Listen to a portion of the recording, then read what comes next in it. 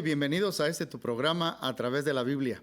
Continuamos en esta ocasión con el Evangelio según San Marcos.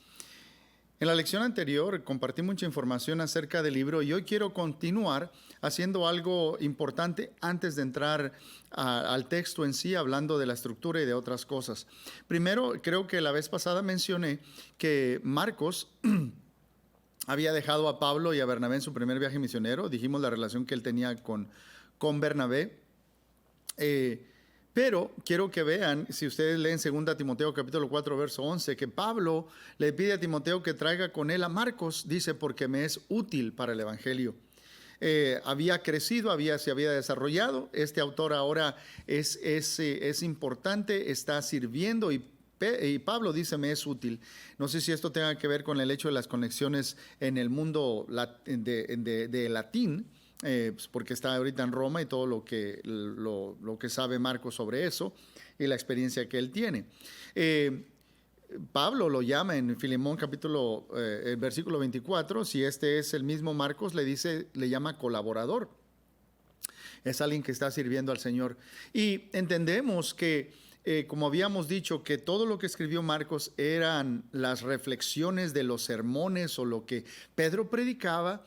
Entonces es interesante conectarlos a los dos o ponerlos a los dos. En 1 de Pedro capítulo 5 verso 13, Pedro dice que está escribiendo desde Babilonia, que se sobreentiende, la mayoría entiende que por la perversidad que había está hablando de Roma.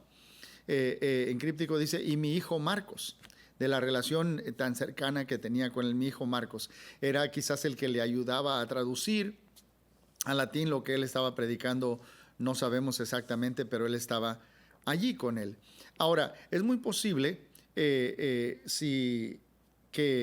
el Evangelio fue escrito a principios de los 60 por varias razones, pero a lo que quiero llegar es que es necesario que entendamos ¿a quién le está escribiendo Marcos estas cosas? Porque eso nos va a ayudar a entender el propósito por el cual está escribiendo. Estos primeros cristianos estaban sufriendo la persecución. Quizás en el año 64 de nuestra era, Nerón empezó a perseguir a los cristianos debido a las cosas o al incendio que hubo y a las cosas que hubo en Roma. Empezó a culpar a los cristianos. Ahora, con esto digo que varios de ellos eran llevados al Circus Maximus o al Coliseo para ser comido por fieras, o quizás eran puestos en estacas y se los prendían en fuego. Y esta persecución en contra de los cristianos, imagínense ustedes la prueba de fe para aquellos que están siguiendo a Jesús y lo que esto implica. Es venir en contra de ellos. Están sufriendo, están batallando por su fe, por creer en Cristo. Ahora, quiero decirles todo esto para que entendamos algunas cosas. Por ejemplo, en la tentación de Jesús nos dice rápidamente ahí, el evangelista nos está diciendo que estaba en el desierto, que ayunó 40 días, pero nos dice, y estaba con las fieras, y los ángeles le servían. Este es el único evangelio en Marcos donde dice, estaba con las fieras. Quizás los que están escuchando o leyendo este evangelio saben de que un hermano o una hermana fue echado a los leones en público a ser devorado por fieras. Es posible.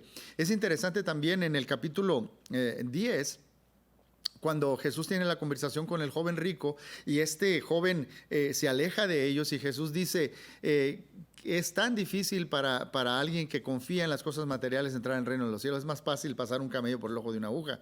Los discípulos dicen, pues, entonces, ¿quién puede ser salvo? Jesús les dice, para el hombre es imposible, pero para Dios todas las cosas son posibles. Entonces, Pedro dice, mira, nosotros lo hemos dejado todo. Se fija, si una persona está sufriendo, si una persona está batallando por seguir a Jesús y le está costando, dice Pedro, nosotros lo hemos dejado todo. Y ellos están leyendo esto, ¿me entiende? Y Jesús dice que cualquiera que haya dejado padre, madre, hijos, tierras, etcétera, va a recibir todas esas cosas más. Pero es allí en el versículo 30 dice que haya esto, con persecuciones. Tiene la frase con persecuciones. Los otros evangelios no lo tienen. Quiero decir esto porque también es de importancia, mis hermanos, reconocer que el evangelio empieza diciendo, evangelio de Jesucristo, el Hijo de Dios. Entonces nos dice que Jesús es el Cristo, el Mesías, es el Hijo de Dios. Pero cuando empieza la historia, eso nada más lo sabemos nosotros, cuando empieza la historia, la gente que ve, que oye y que está experimentando lo que Jesús está haciendo, todos ellos están cuestionando quién es Jesús.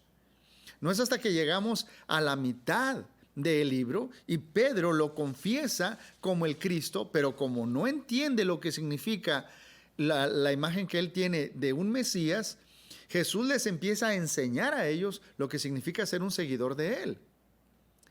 Y la única persona que reconoce y dice que Jesús es el Señor es el centurión. Y el centurión se encuentra ¿dónde? Al pie de la cruz, después de que ve el terremoto, como se rasgan y todo eso, dice, este era verdaderamente el Hijo de Dios. Ahora, digo todo esto para decir algunas cosas. Fue un romano o la persona que estaría persiguiendo o haciéndole daño a los cristianos, mis hermanos, quien más que nadie reconoce el que está llevando a cabo la ejecución. Al ver el sufrimiento y la pureza de esa persona, ve, este verdaderamente era el Hijo de Dios. Porque aquellos que van a estar leyendo van a estar pasando por lo mismo y su testimonio más grande puede ser aún en medio de cómo pasan ese trance agudo, ese trance difícil. Antes de hablar del propósito en sí, más de lleno, quiero hablar algunas características literarias de literatura del libro de Marcos. El lenguaje y el estilo. Número uno, Marcos escribe con un lenguaje sencillo y fácil de leer. Marcos es uno de esos evangelios que los que están estudiando griego koiné pueden traducir porque el lenguaje es sencillo, no es tan sofisticado como Lucas, que era un hombre con educación, que era médico. Marcos es un evangelio de acción. Hemos dicho que si esto es la predicación de Pedro, es vívida, está llena de acción, está llena de un punto, es como que te está contando la noticia, no te hace muchos comentarios. Tú tienes que decidir junto con la gente que está viendo a Jesús y se pregunta quién es. Marcos quiere que tú te lo preguntes, ¿quién es este Jesús? Dijimos que hay 18 milagros y solamente 4 parábolas, todas están ahí en el capítulo 4. Marcos repite la palabra eutus, inmediatamente esto, inmediatamente cruzaron, inmediatamente la barca, inmediatamente esto. 41 veces usa esta palabra, se mueve de acción a acción, de evento a evento, la acción que se está presentando. Marcos usa lo que llamamos nosotros un presente histórico, en otras palabras, usa verbos en tiempo presente para describir algo que pasó en el pasado, para pensar que lo estamos viviendo ahorita en este momento. Por ejemplo, si tradujésemos literalmente Marcos 4, 36 al 38, diríamos algo así. Dejando la multitud, lo toman con ellos en la barca, se levanta una tormenta, se está levantando una tormenta y ellos lo despiertan y dicen, maestro, no tienes cuidado que perecemos. Eso es algo interesante que usa. Marcos usa lo que llamamos intercalaciones.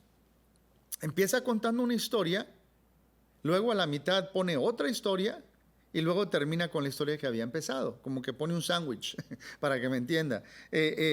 Ambas historias se interpretan la una con la otra, ayudan a que una entienda la otra. Por ejemplo, Jesús va saliendo, maldice una higuera y luego cuando va entrando se maldice la higuera. Vemos lo que sucede en el templo, que está seco, que no se produce nada, que la gente está simplemente está muerto todo el sistema religioso. Cuando regresan, ven la higuera seca y las dos se están interpretando. Otra historia es cuando Jairo, uno de la sinagoga, viene y le pide que venga a sanar a su hija que está muy enferma a punto de morir. Yendo de camino, vemos que Jesús sana a una mujer que tiene un flujo de sangre y luego regresamos a la historia de cómo resucita a la niña para que cuando llegan ya se murió. Y miren, miren a través de las similitudes y los contrastes. Las dos son mujeres, la edad que tenían, etcétera. Todas esas cosas nos dicen una con la otra.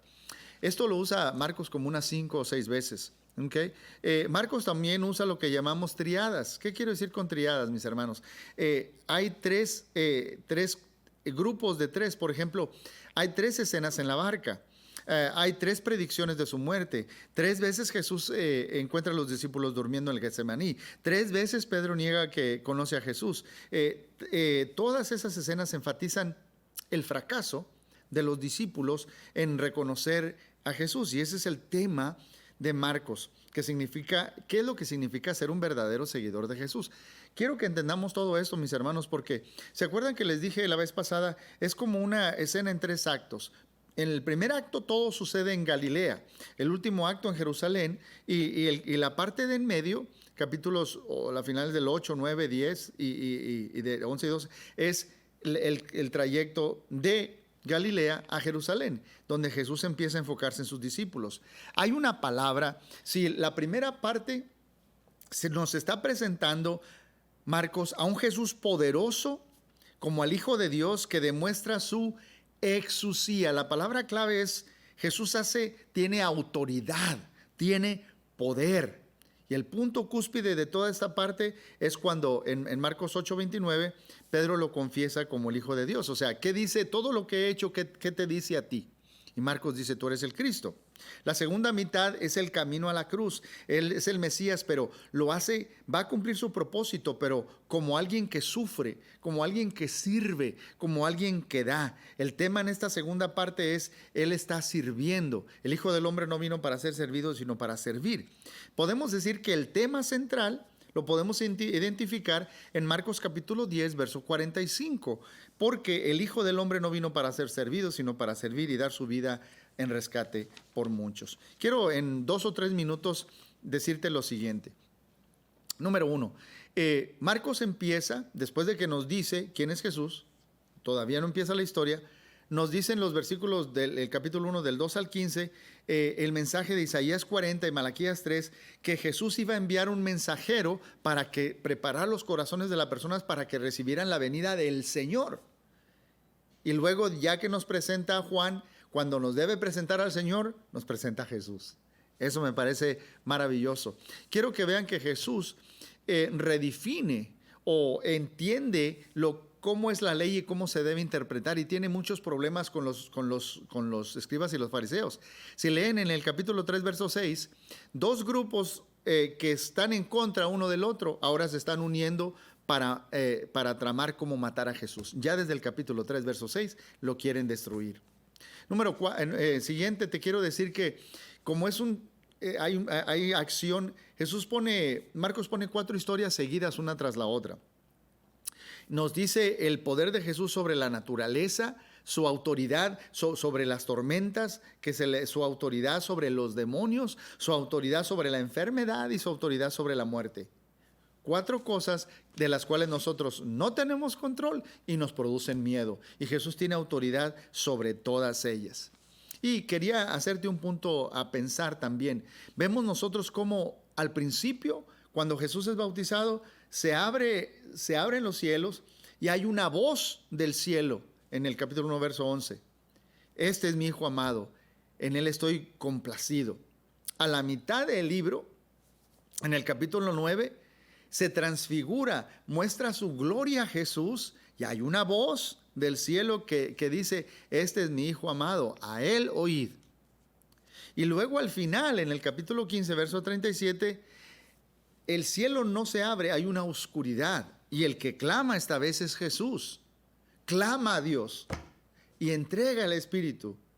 Y hay esta conmoción. Y quiero recordarles que ahí en la crucifixión es el centurión, en el verso 15-39, el que confiesa que Jesús es verdaderamente el Hijo de Dios. Ahora, mira esa autoridad de Jesús y como todos están preguntando quién es, hasta la mitad del libro, hasta que Pedro lo confiesa.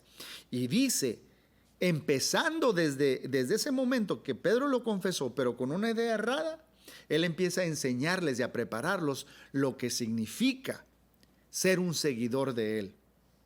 Y él dice, yo mismo vengo a servir y a dar. ¿Qué crees que nos toca a nosotros hacer si seguimos a este Jesús? No te pierdas la próxima lección sobre donde terminaremos el Evangelio de Marcos. Sigue leyendo, Dios tiene algo para ti.